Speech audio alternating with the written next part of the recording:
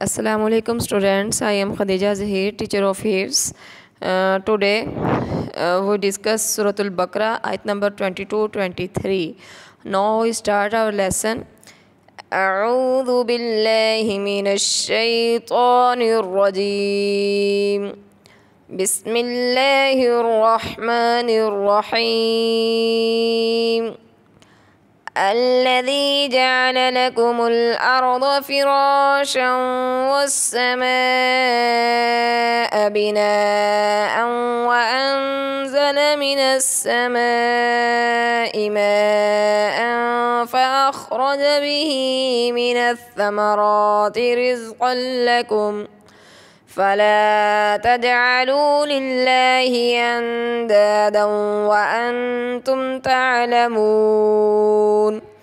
اس کا ترجمہ دیکھ لیں پہلے۔ جس نے تمہارے لیے زمین کو بچھونا اور آسمان کو چھت بنایا اور اس نے آسمان سے پانی اتارا، پھر اس پانی کے ذریعے تمہارے کھانے کے لیے کئی پھل پیدا کیے، تو تم جان بوجھ کر اللہ کے شریک نہ بناؤ۔ اس میں کیا اللہ تعالیٰ فرما رہے ہیں کہ اللہ تعالیٰ ہی ہے جس نے پوری کی پوری کائنات کو تخلیق کی ہے، ٹھیک ہے۔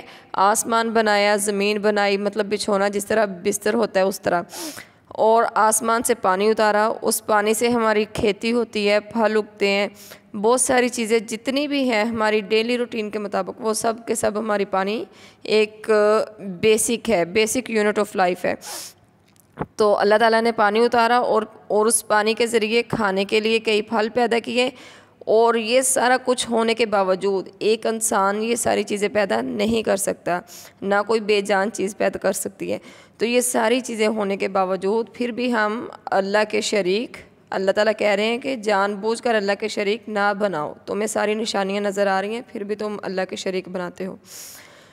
وَإِن كُنتُمْ فِي رَيْبٍ مِّمَّا نَزَّلْنَا عَلَىٰ عَبْدِنَا فَأْتُوا بِصُورَةٍ مِّن مِّثْلِهِ وَادْعُوا شُهَدَاءَكُم مِّن دُونِ اللَّهِ إِن كُنتُمْ صَادِقِينَ۔ اور اب اللہ تعالیٰ اس آیت میں چیلنج کر رہے ہیں کہ اگر تم بھی یہ سارا کچھ کر سکتے ہو، اللہ کے کلام کا بھی مقابلہ کر سکتے ہو، تو اس جیسی کوئی ایک صورت بنا لاؤ۔ اگر تمہیں اس کتاب کے بارے میں کوئی شک ہو جو ہم نے اپنے خاص بندے یعنی حضور صلی اللہ علیہ وآلہ وسلم پر نازل کی ہے، تو تم اس جیسی ایک صورت بنا لاؤ اور اللہ کے علاوہ اپنے سب مددگاروں کو بلا لو اگر تم سچے ہو۔ صدق اللہ العظیم۔ جزاک اللہ۔